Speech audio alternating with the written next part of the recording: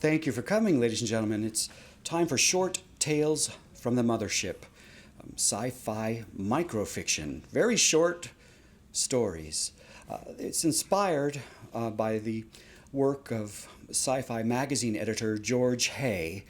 In the 1970s, he challenged all the great science fiction authors of that time to send in a complete sci-fi story, but complete yet such that it could fit on a postcard. And that often translates to maybe 250 words or less. And that's what we've done tonight.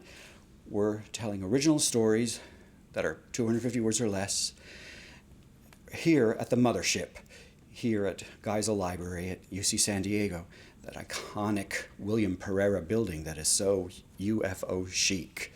I'm so grateful that you're all here this evening.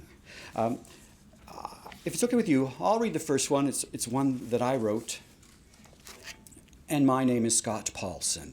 And I work here at Geisel Library, and I'm an alumnus of UC San Diego. Sleep was the treasure that the aliens sought. A safe, natural sleep. Not sleep from voltage-induced coma. Not sleep from synthesized serotonins or harmful hypodermic injections, nor from hazardous herbal broths described in ancient otherworldly medical texts. Sleep, an honest sleep period, is all they sought. They heard about a harp therapist on Earth who could tune her strings into a magical modality. They heard about it via an old earthly AM radio commercial that they intercepted a century ago. Hibernate with Hannah the healing harpist. Suitable nap time, guaranteed. They felt this offer was worth traveling through space and time. Upon arrival, they were relieved to note that Hannah was blind, greatly relieved, as their far from humanoid appearance had been known to alarm. They were also relieved that their audio phone request for an appointment, spliced together from segments of the old radio commercial, was pleasing to Hannah's ear. As planned, Hannah's head cold and congested sinuses were sufficient enough to mask their scent. No cause for suspicion on any and all fronts. Hannah played for them. She tuned and detuned her harp to find the right personalized mode for hypnotic help. This was a long, challenging session for Hannah. She planned to charge double. And just like the radio ad promised, rest assured, sleep will come. The aliens slept so deeply that they didn't hear the arrival of the paramedics. Hannah was spared the details of the alien nature of the incident. So far, authorities are allowing the sleep to continue.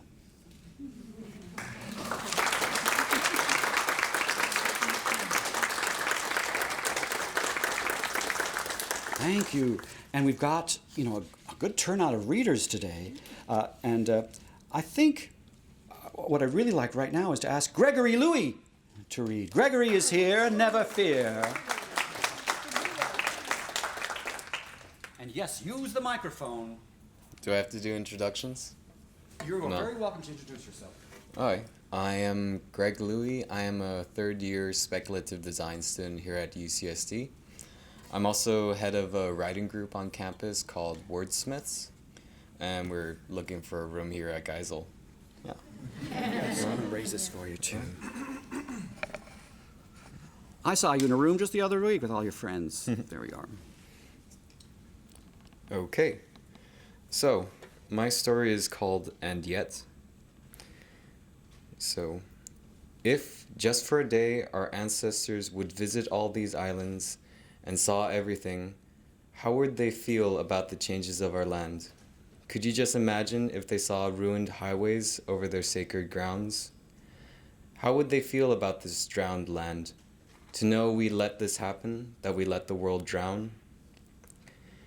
Tears would come from each other's eyes as they realized that our people almost went extinct, that we lost our home.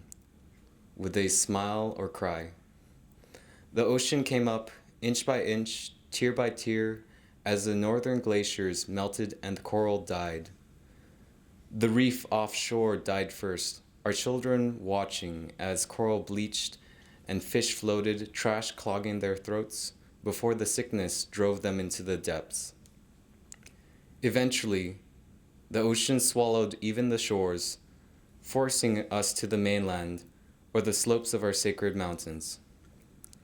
These people split into two, those who had to abandon themselves to blend in with Western civilization, and those who dwelt on the slopes, regaining what we lost after the overthrow of the monarchy, learning to commune with the land. Now, as the world cools once more and the oceans retreat, our people come back to the lands we've abandoned, two people uniting. What shall come in the future? Cry for the gods, cry for the people, cry for the land that was taken away, first by the colonists, and then by the ocean itself. And then, yet, you'll find Hawaii.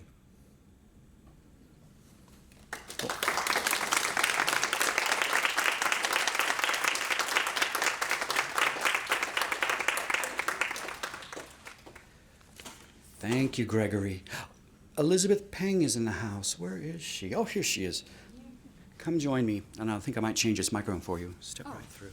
We'll just lower it That's a true. I little am a little bit short. bit. No, that's not true. Is that good for you? Test. Yes. Hello, everyone. Thank you so much for coming out tonight. My name is Elizabeth Pang. I am a third-year literature writing major. I currently work at Geisel Library as a circulation assistant, and I'm affiliated with Wordsmiths. Tonight, I'm going to read you a story called Why I Do Not Wish. In a grove near from where we stand, there was a child who ate a shooting star. It was no bigger than the head of a coxcomb flower, and from its gossamer center, one could see a beating heart warped incomplete by human wishes. This child would soon pass away, and though their limbs became a sulphurous color, their bellies swelled to the shape of a monk's wooden bell. Many came to ogle this misshapen body, and as if preening, the belly would balloon larger beneath such attention. The child's belly would grow until the crowns of eucalyptus trees competed with this engorged shape, and then simply, like the way thread hurtles through a needle's iris, the body of the child floated away. Some say the ocean gale seduced this shell, but the body landed, not too far, upon a library that resembled an inside-out jaw. With no one to kindle its vanity, the belly shrunk back to its former size. It shedded its skin, revealing what was left of the star, crystallized and hardened by young blood. Every eve of an hour, entranced by its glimmer, songbirds would descend upon this gem and tap it in wonder. This would produce a deep, melodious sound, and it is that same chime we hear on mornings where fawed wed locks to our breasts, and we must remember that the hour starts not with our actions, but with the words we conjure from our hearts. Thank you so much.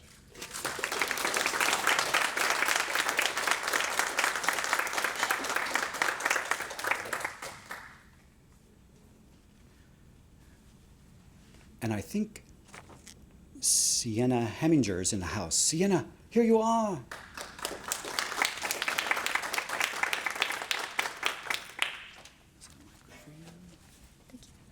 This is in the format of something I'm sure a lot of us here are familiar with, the form of a campus email.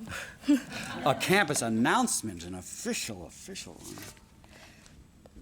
The Republic of UC San Diego, Campus Notice, Sector 2 of New California, San Diego.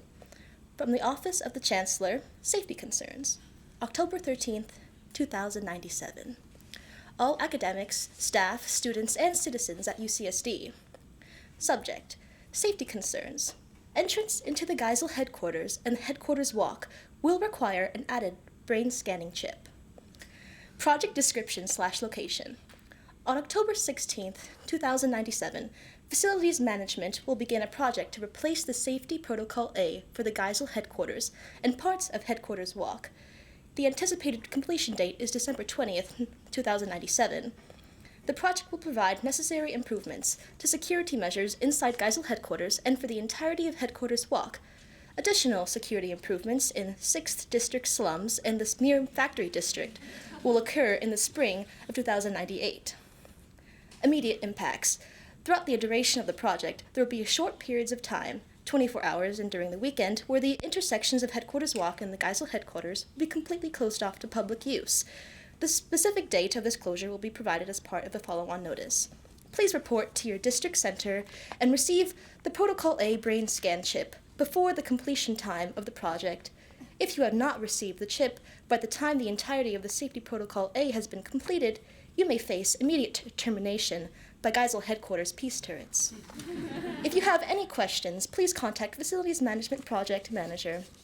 We greatly appreciate your patience during these activities. From Jackson Steve, Director of the Facilities Management. Long live the Republic.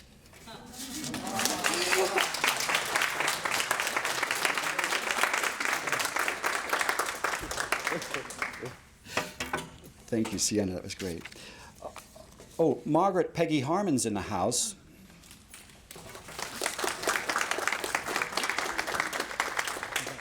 Yes, it will. Yeah, And do talk into the microphone. Into the microphone. Yes, if that we can. working with you right there? Stay, can Think stay right so. there. Super duper. All set.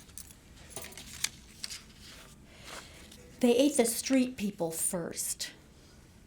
We noticed piles of clothes on sidewalks, in doorways. But house people didn't miss street people. Towns just seemed cleaner.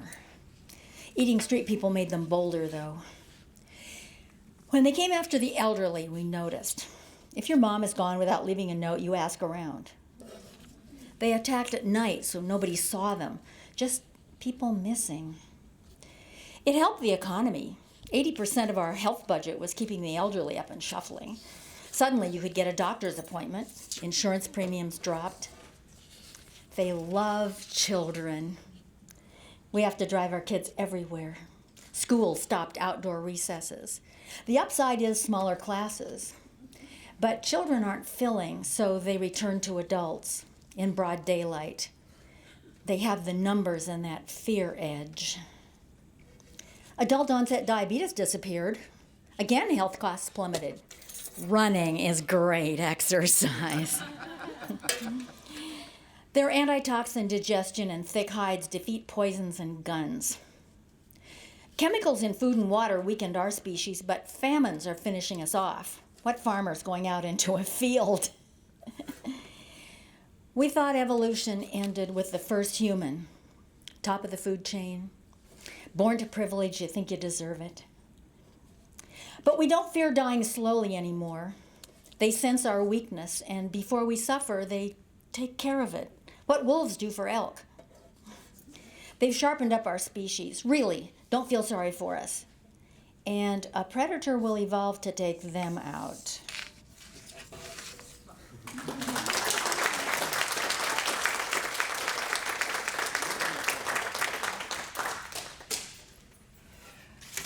And there was a writer who couldn't make it today, Vanessa Christie, but Joshua Chung has agreed to read for her. Thank you, Joshua.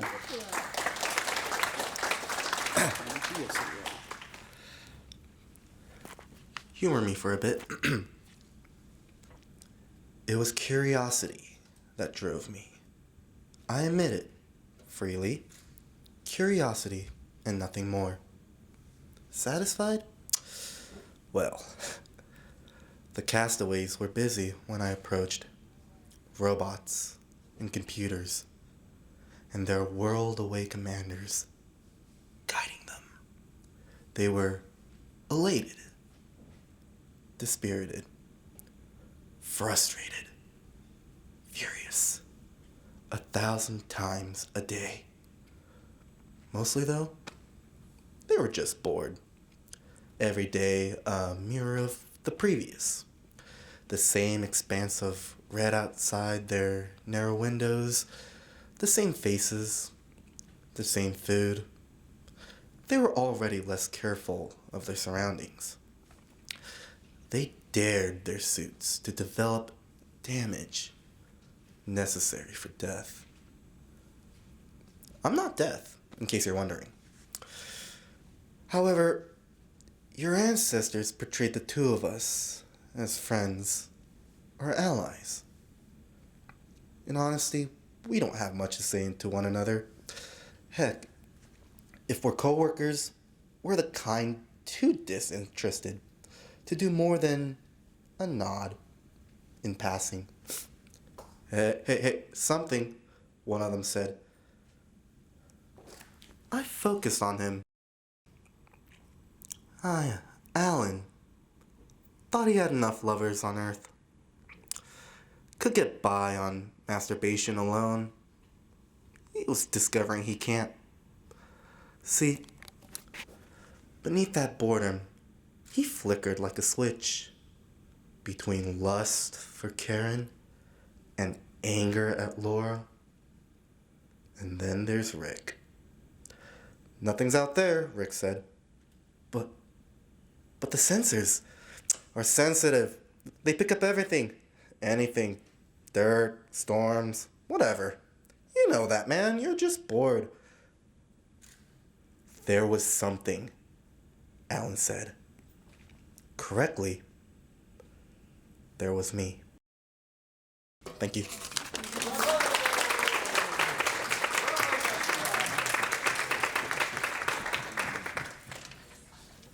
Wow, for a pinch hitter, that was amazing. You received that story like 3 minutes ago. Bravo, Joshua. I think, Yantina Perry's in the house, and she also agreed to read for somebody who couldn't make it today. Or actually, she agreed to read for a writer who wants someone else to read his work. Please join me up here, Yantina. You're reading Yernej Turnsek's piece, as I recall. And you can put it right on the stand if you want to. Thank you for reading. Sure. Calix woke up in bewilderment. It was 2:45 in the morning, and he had never felt such an urge to review his dreams. He hastily turned on his holographic computer to stream the latest few gigs of what was already close to a Googleplex bytes of data. The connection with his synthetic neural network was a bit iffy tonight, but after he adjusted the port, it smoothed out. As his body was shivering from excitement, he started reviewing the file. What he saw would change his life and the lives of everyone else on Enceladus. Tahans appeared to be very large on the scale of galaxies, begins Calix.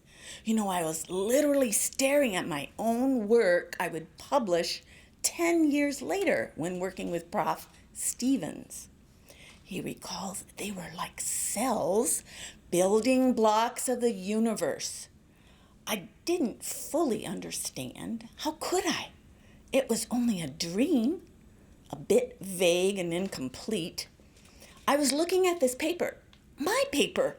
How crazy that is. And equations appeared. Pretty simple, actually. And Tahans were breathing, contracting, and expanding, filling our space-time. The Nobel Prize winner halted for a brief moment and whispered, I simply knew I need to follow my dream.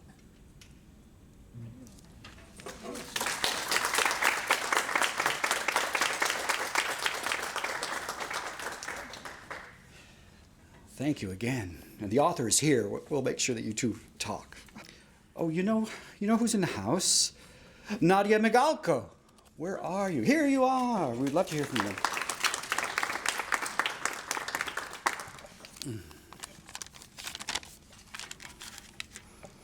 I'm just going to borrow my stuff because I'm in trouble. Thank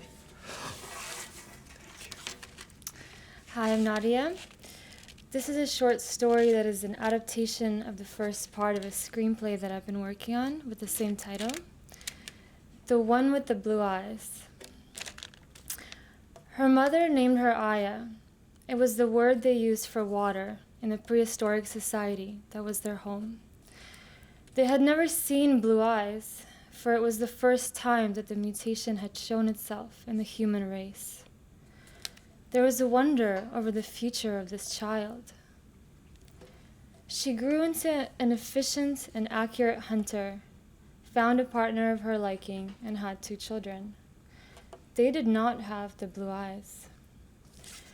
A leader of the neighboring tribe heard about Aya and her blue eyes and decided that she was the one he would take for his breeding. Locke was driven to have her for himself. He felt a calling from his own internal drive. When he took his warriors with him to her settlement, it was only with one aim. Aya was coming back from a hunt when she heard the commotion, and with the dire instincts of a mother, she ran straight for where she knew her children would likely be. She found them quickly, grabbed both, and began searching for her partner. When she found him with her eyes, she felt a deep, panicking pain inside her chest as she saw a spear go through his body. Then instinct kicked in. She ran with her kids towards the one place she knew she could use as a quick hideout. It was a burrow she had used for hiding during a hunt. There was only one thing left to consider. It was their survival. Thank you.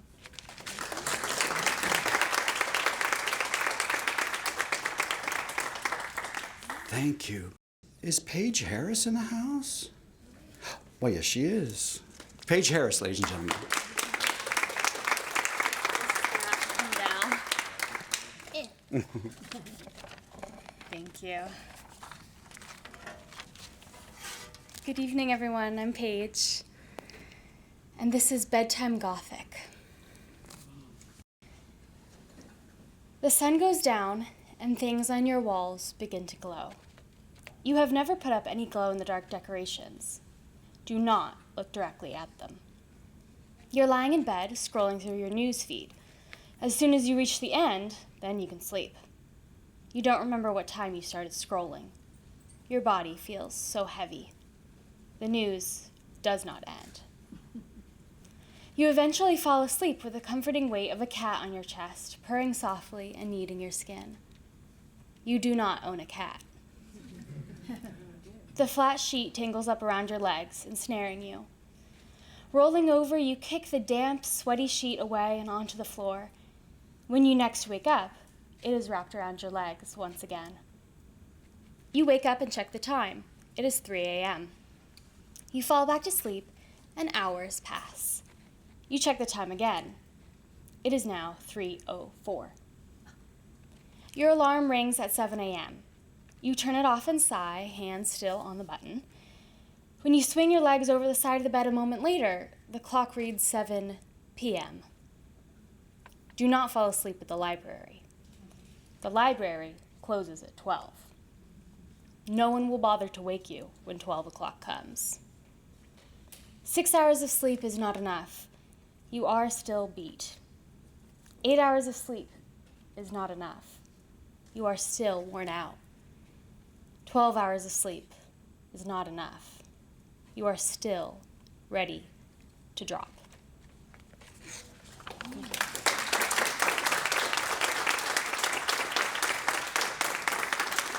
Thank you.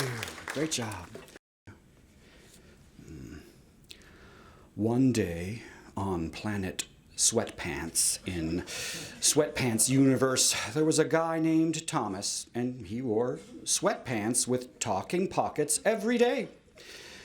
The day when his dad, named Homer, got a new DVD player, he found old food behind the TV. He yelled, "There's food behind the TV! That's disgusting!" He knew that Thomas did it because he had a funny face and is the only other person in the house. That night, when Thomas went to bed, Homer tested out the new DVD player by watching a scary R-rated movie, and it was in one of the scariest parts when food and other things that were on the ceiling fell on Homer's head, and he screamed like a little kid. After he was done, he ate a big bean and cheese burrito from Taco Bell. He then kept doing big, loud farts. It stunk up the whole universe for 3 days and woke everyone up.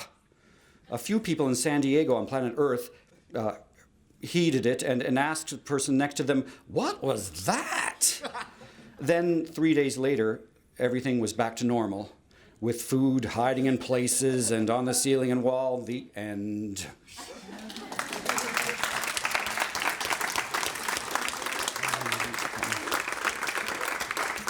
Author, here's your phone. Thank you so much.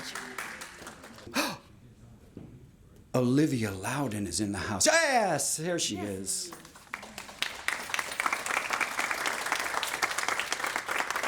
Just right, we should go a little bit tighter. Oops, that's tight. Is that good like this, maybe? Yeah. Thank you. It's okay.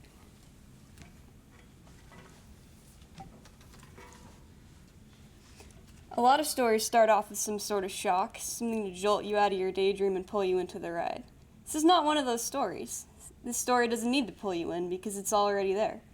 In fact, it's always been there, hovering at the back of your mind, the same place you keep old phone numbers and song lyrics, and it's been waiting for an opportunity to crawl to the surface of your mind and take the controls. And it will, just a few moments. After you finish reading these words or hearing them, you're going to get up and you're going to walk away, but you will not be the same. You will never be the same, no matter how much you wish you could go back when you're laying awake at night, listening to the sound of your own ragged breaths. This is a story that now owns you, owns your breathing patterns and your blinks and the strange itch you just noticed, and when you go to sleep tonight, you'll be telling yourself not to look in the closet or under the bed, because you know there's nothing watching you the same way you know a story can't make you scratch an itch. This story doesn't have a beginning. It doesn't have an end either. The end comes and you can forget it, and the harder you try, the more it stays. That's it.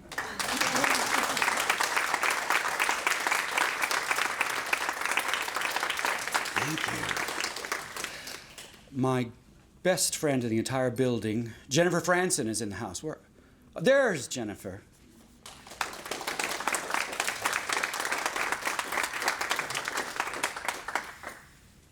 This might be a good height for you, don't you think? And really talking to the microphone, I'd appreciate that. I'm Jennifer Franson, and this story is called A Spot of Trouble. The Great Red Spot? Judy repeated. An immense storm system in the atmosphere of Jupiter, Margaret recited wearily, larger in diameter than the Earth with 400-mile-per-hour winds. The front door opened. "Oh, here's Kelsey," said Margaret. "Kelsey, these are the Smiths, Judy and Frank." "So, I hear you're interested in astronomy," said Frank. Kelsey shook her head. "I just like the Great Red Spot." She turned to Margaret. "Can I go now, Mom? I'm working on a project." Her mother nodded, then gave a baffled smile as Kelsey left the room. "I don't understand it at all. We thought, great, a budding astronomer. But when we bought her a telescope for her birthday, she showed absolutely no interest. It's the Great Red Spot and nothing but the Great Red Spot." "Kids do get these little fixations," said Frank. "I guess so.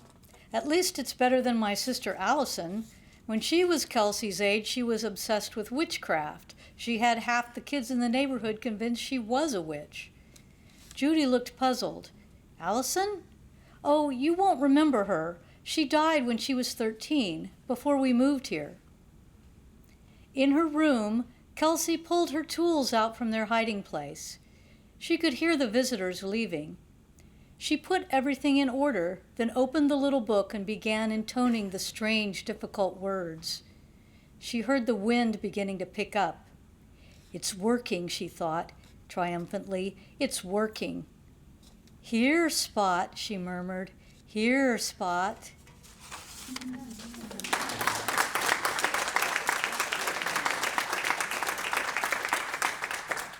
Thank you, Jennifer. So many wonderful people here today, but the universe is now telling me that I should call up Dominic Tarantino.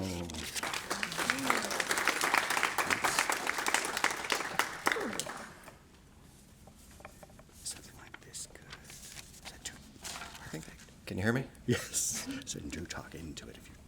Okay. I'm a Point Loma grad. Currently working in the technology space. I studied literature, so moved into technology.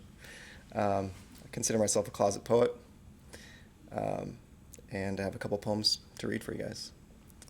This is called A Wise Program on Mars. I cannot chisel without the permission of this stone. cannot break the stone. The stone permits. Permitting, the stone makes a sound. Denying, the sound is different, or something must be debugged. Hitting, I listen for the answer. Chink, chank, proceed or stop. This mining code for me is specially written. There is a code for you that you know not of. I must ask, as my chisel is pointed to the stone, Master? The noise my chisel makes when struck upon the stone, a conversation.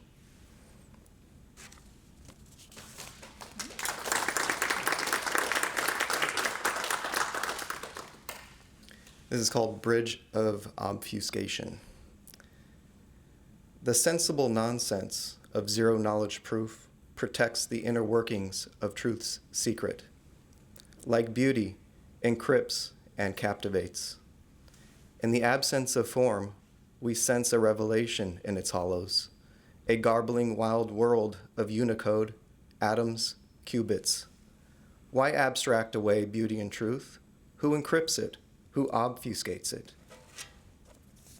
Protect nothing but a friend or a lover. The beauty of all that is and will ever be known, that will ever be pursued, is a grand obfuscation. Compelling, complex, forever unknown universe. We, its autonomous agent, send ourselves into its wildest depths, hoping to be captured by it to discover some truth. Even crowning artificial intelligence cannot interrogate, cannot disassemble the instant message of the world, of history, of humanity, will silent be. This is what is utterly known, an infinitesimal known, which is an infinitesimal unknown the same. Exactly what the critical message, the beauty, the true code, the source code, the destination is, its values are only shadows of what might be far afield in dreams or long meditations, shadows of red, of blue, green, and astral white. No feed of inputs, no design will reveal what it is or is not. There is no password, all passages false, not one event lighted to mark truth's paradigm. This weight upon the world, the tools used to examine, too primitive.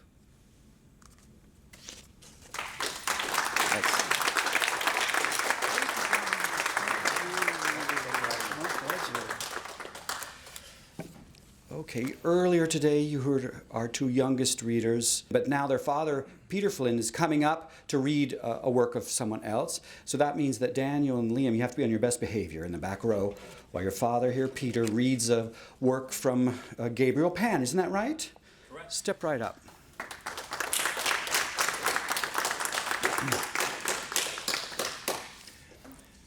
This is Beware Emerging Markets by Gabriel Pan. You do realize this could take down the whole operation. The CEO tossed the report to his chief legal counsel.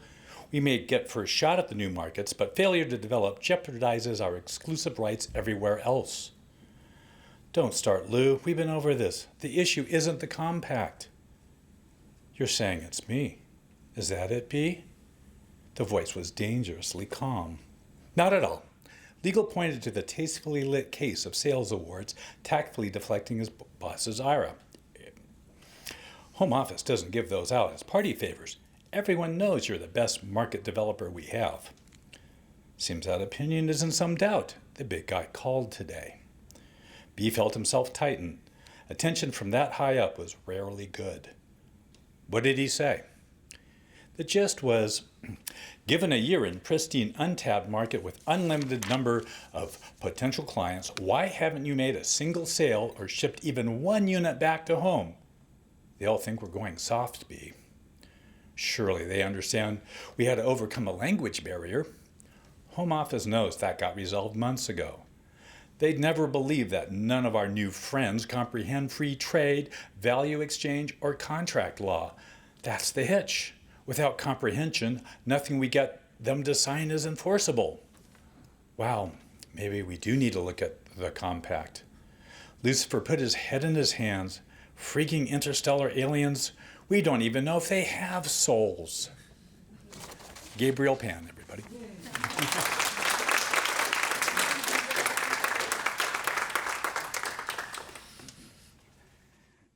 The next reader is one of the newest librarians in the building, Nina Memakunian. Nina is in the house, and she'll be reading one of my stories because I wanted her to read something. And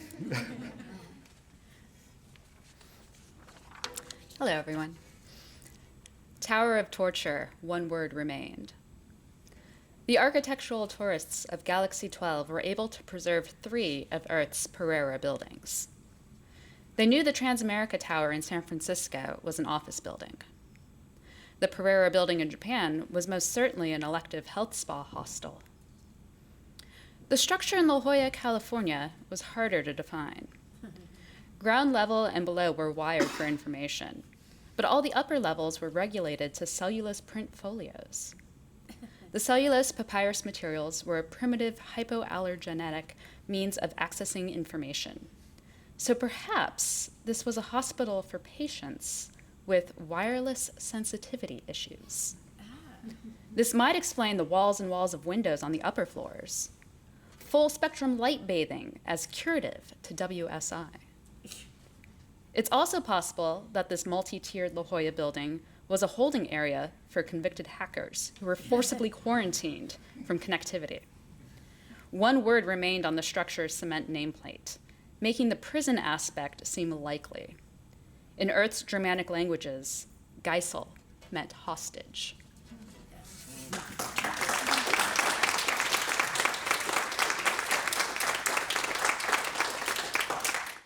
Amanda Kassar wanted to read, and she's reading a story from someone else who couldn't be here. Isn't that true, Amanda? Please join me up here. Amanda Kassar.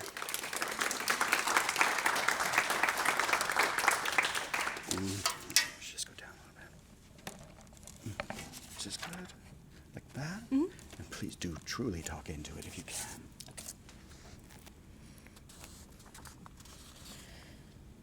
The airlock was locked. Again. And she was on the wrong side of it. Again.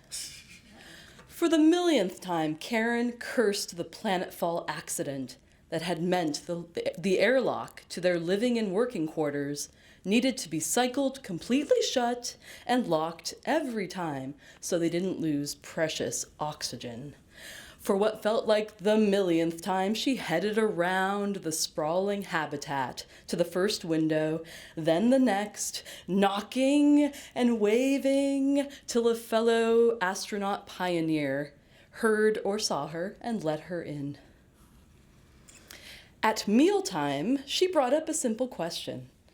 Can't we rig some sort of doorbell so we don't waste energy and suit oxygen when this happens? Team member Greg, their go-to guy when it came to improvising, promised to get right on it. He was as good as his word, and the next day, a buzzer hung in just the right place for a clumsily suited hand to mash it. 3 days later, the entire crew gathered for dinner, usually the only meal they all managed to share in their 2 busy days terraforming the empty planet. As they started to pass the simple food around, they heard a noise they'd quickly become accustomed to. The doorbell rang.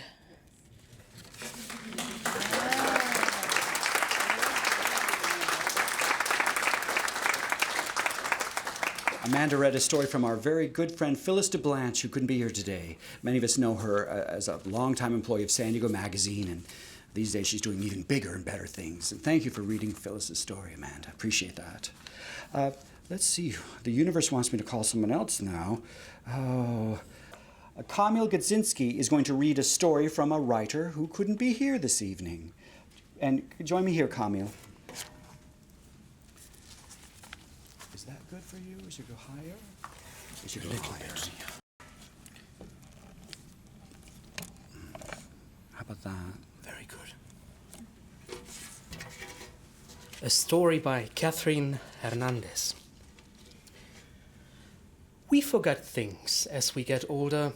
I've always had a firm fear of growing old and vowed to never turn 70.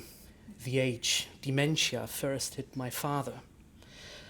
I turned 69 last year, and 355 days later, I joined the Code. The Code is consciousness never ending. It is a gateway into the internet of connected minds, adaptable to each member's preferences and accessible only by their consent. To be a part of the Code is to know, experience, and be all things forever. Experience eternity like a god, with the universe as your playground, a certain and reachable afterlife for all. Death has become our pet. But forever can still be very daunting for some people like me.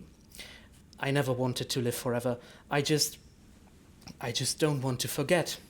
I still have a family I want to see grow up and live good lives with me. People who I want to remember for as long as possible.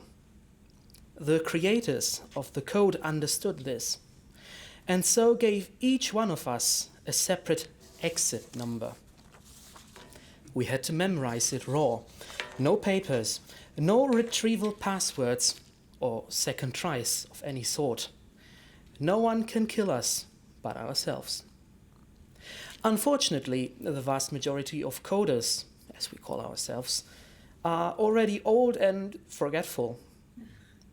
After 50, I stopped trusting things on my memory alone, and I wish I would have kept that rule, because now I can remember everyone and everything except one.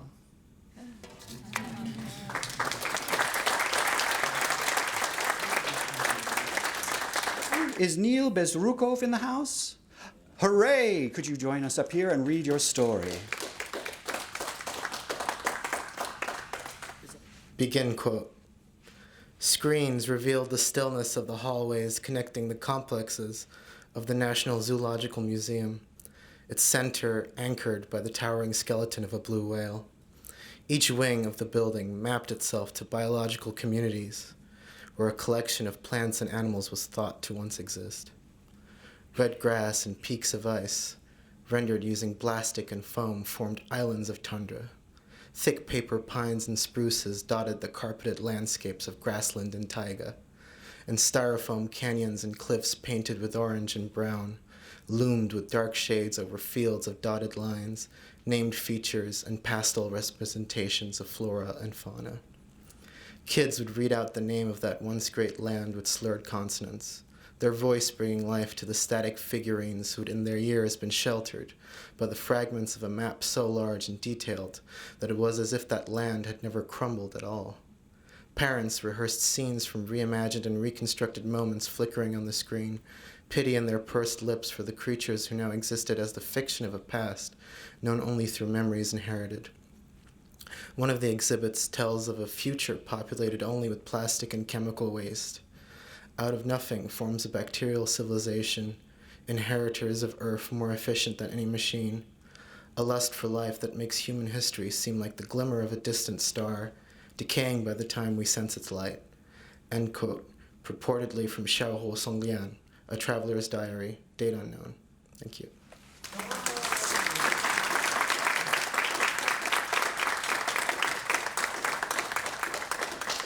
Thank you, Neil. I'll have you autograph this for me later. Thank you. Here's a story from Christina Continelli, who couldn't be here today. I found the volume in the basement of the glass pyramid, deep within the Steinhaller collection of Old World Arcana, as it was known by the librarians, who were stewards of the vault-like stacks that rolled smooth upon their rails like clockwork. The work was referenced in the pyramid's construction plans by James Whitler, the architect of the glass pyramid, who had found the original manuscript through a nefarious occult book dealer in Chisinau, Albrecht Rostov. Both men met similar evil ends, succumbing to a mysterious brain fever after being found naked and raving in the street. After the demise of poor Whitler, the manuscript was added to the vast Arcana collection of Baron Steinhaller, a flamboyantly eccentric pillar of the old Hollywood studio system and mentor to Kenneth Anger.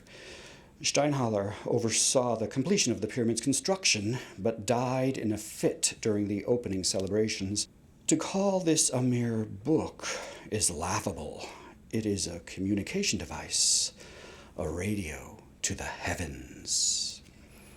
And that was Christina Continelli's piece.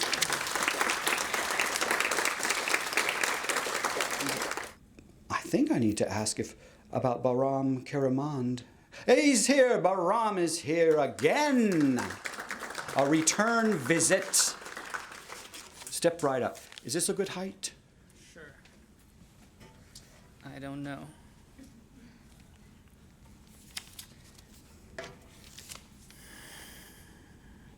Just as the Earth rolls in space to make what's lit dark and what's dark lit, you can roll in time. If you were facing future, now you would face progressing past. You go through your memory with your back to your predictions, because your memory dictates the past.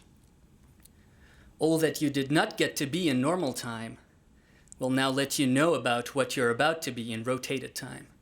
The difference is the normal future was a world of possibilities, but the new future is a world of certainty. But what is certainty when it's unknown? And what happens to the cat chasing the mouse? Now the mouse's tail seems to chase the teeth of the cat, and the tail of the cat is wildly assessing the terrain as it escapes the harmless tail of the mouse. The legs tell the brain where they're going, and the brain tells the eyes what they see. No need to learn, as you know it all. So what does it feel like knowing all the potential pasts and not knowing the only possible future they could turn into for the observer? Well, the observer is not the observer anymore, since light is getting off the retina and returns to the star it came from before, our new observer. In a sense, things all go back to where they once belonged. Sound waves to undulating strings, sand grains to mountains, and men to their mother's hips. Motherships.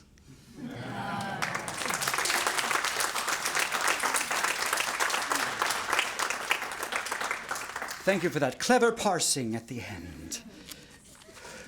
Well, Peggy, you were so good. Peggy, you really must read again.